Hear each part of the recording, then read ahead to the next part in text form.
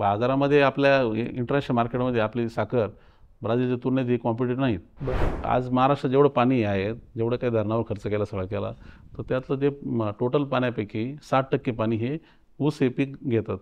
आणि किती लोक ऊस पिकवतात? तर 4% लोक ऊस पिकवतात। महाराष्ट्रात आता मुख्य क्रॉपिंग पॅटर्न जो आहे आपला, एकतर सोयाबीन, कापूस हे जवळजवळ महत्त्वाची 2 पिकं खरीपातले, आणि ऊस एक जो आहे तो 12 महिन्याचं पीक म्हणून त्याला सगळं आपण प्रोत्साहन दिलं गेलं। आता ऊस तुम्ही आपलं महाराष्ट्राची आणि ब्राझीलची तुलना करा, जे ऊस क्षेत्रातील लोक त्यांना पूर्ण कल्पना आहे का ब्राझील आपल्या तुलनेत कितीतरी कॉम्पिटिटिव्ह आहे। नैसर्गिकरित्या तिथे वातावरण आहे, जवळ 8-9 महिने पाऊस पडतो, म्हणजे ऊस शेतीला पाणी शोधायची गरज नाही, नैसर्गिक याच्यावर चालतात। आणि त्याचबरोबर मोठे क्षेत्र आहेत, सरासरी 2000-5000 एकरचे क्षेत्र आहेत, फॅक्टरी मोठ्या आहेत, 20,000 टनाची फॅक्टरी म्हणजे तिथं कॉमन आहेत, त्यामुळे त्यांचं उत्पादन खर्च आपल्यापेक्षा खूप कमी आहे। त्यामुळे बाजारामध्ये आपल्या इंटरनॅशनल मार्केटमध्ये आपली साखर ब्राझीलच्या तुलनेत ही कॉम्पिटिटिव्ह नाहीत। आणि तरी आपण ते देतोय। मग हा ऊसावरचा आपला जो फोकस आहे तो कमी करण्याची गरज आहे का महाराष्ट्रापुरता? तुम्हाला काय वाटतं? 100% ना, साहजिक गोष्ट आहे। आता महाराष्ट्रात सगळ्यात मुख्य अडचण कसली आहे? पाणी आहे। म्हणजे पाणी आपलं सगळ्यात म्हणजे मोठं दुखणं मानता येईल, कारण आपण एवढं 70-75 वर्ष झाले स्वातंत्र्य मिळाल्यानंतर, तरी अजूनही आपण किती 20% शेतीला फक्त शाश्वत पाण्याची व्यवस्था केलेली आहे। 80% शेतीला आजही पाण्याची व्यवस्था नाही। कोरडवाहू शेती म्हणतो आपण। आता कोरडवाहू हा शब्द खरं म्हटलं तर ना, आता एखादा म्हणजे तसं पाहिलं तर एखाद्याला त्याला गळ्याला फास लावण्यासारखा विषय आहे कोरडवाहू शेती करायला लावणं। म्हणजे ऑलरेडी शेती जुगार, आणि ती परत नंतर ती निसर्गाच्या पाण्यावर याच्यावर तुम्ही सगळं याच्यावर तुमचं भरोसा कराल तर किती मोठा जुगार करतो आपण। कारण तर प्रत्येक शेतीला झाडाला पाणी लागतं ना, त्याला द्यावंच लागेल, ती व्यवस्था करावीच लागेल। त्याला असं निसर्गाच्या भरोसा सोडता येईल का? म्हणजे व्यवस्था प्रत्येकाला शाश्वत पाण्याची व्यवस्था करणं ही व्यवस्था आपल्या सरकारची म्हणजे सगळ्या व्यवस्थेची जबाबदारी आहे। मग काही लोकांना व्यवस्था केली तुम्ही, काहींना तसं नाही केली। आज महाराष्ट्रात जेवढं पाणी आहे, जेवढं काही धरणावर खर्च केला सगळा केला, तर त्यातलं ते टोटल पाण्यापैकी 60% पाणी हे ऊस हे पीक घेतात। आणि किती लोक ऊस पिकवतात? तर 4% लोक ऊस पिकवतात। धरणं बांधले कोणाच्या पैशातून?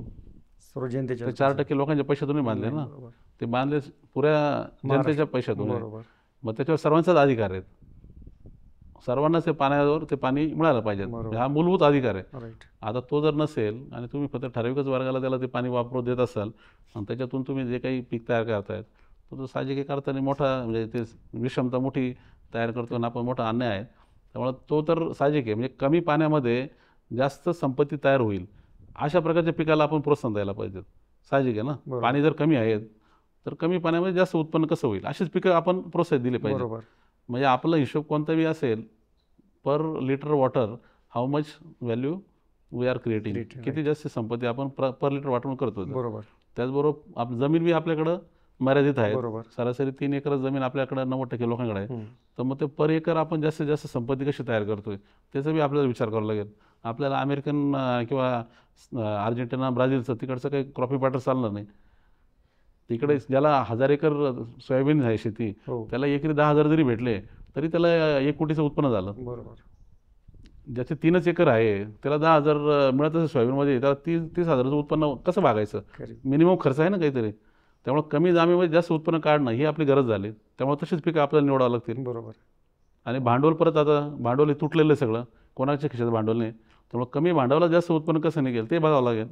मग 3 अर्थाने आपल्याला क्रॉपिंग पॅटर्न बघावं लागेल, आणि तिन्हीमध्ये ऊस कुठंच बसत नाही। हे उघडं नागडं सत्य असूनही त्याच्यावर विचार का होत नाही?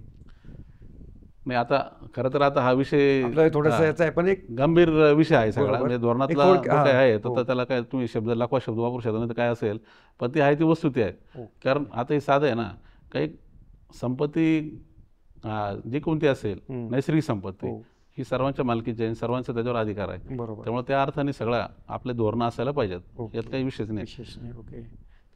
तुम्ही जेव्हा द्राक्षाच्या व्यतिरिक्त इतर याचा विचार करताय तर त्यातलं द्राक्षा खालोखाल कोणतं आहे? म्हणजे डाळिंब आहे की कांदा आहे की नाही? तुम्ही जर पाहिलं ना, सगळ्याच मी जेव्हा हॉर्टिकल्चर क्रॉप हा शब्द वापरला ना, त्याच्यामध्ये एक पीक नाही। तुम्ही कोणत्याही प्रकारचं फळ, कोणत्याही प्रकारचं भाजीपाला, इकॉनॉमिक्सच्या भाषा जर पाहिलं तर 3 क्रायटेरिया मी जे म्हटलं, कमीत कमी पाण्याचा वापर, म्हणजे per litre water value creation, per rupees value creation, per acre value creation, तिन्ही अर्थाने ना कोणतेही तुम्ही घ्या। सोशल मीडियाच्या भाऊ गर्दीत विश्वासार्हतेने चकाकणारे नाव म्हणजे लेट्सअप मराठी। नाही, सगळ्या नागरिकांना ती स्पीच ती right लेट्सअप वरील मुलाखती म्हणजे विचारांचा खजिना. त्यानंतरच्या निवडणुकीमध्ये मला सोडून गेले. बातम्या केवळ वस्तुस्थिती सांगणाऱ्या, न प्रोपगंडा, फक्त जनतेचा अजेंडा. क्योंकि आने वाला कल जाने वाला है, जाने वाला कल आने वाला है. राजकारण, मनोरंजन असो की क्रीडा क्षेत्र, महाराष्ट्राची स्पंदने संवेदनशीलतेने टिपणारे माध्यम म्हणजे लेट्सअप मराठी. जगासोबत एक पाऊल पुढे राहण्यासाठी लेट्सअपचे ॲप, सोशल मीडिया आणि वेबसाईट सोबत कनेक्टेड रहा.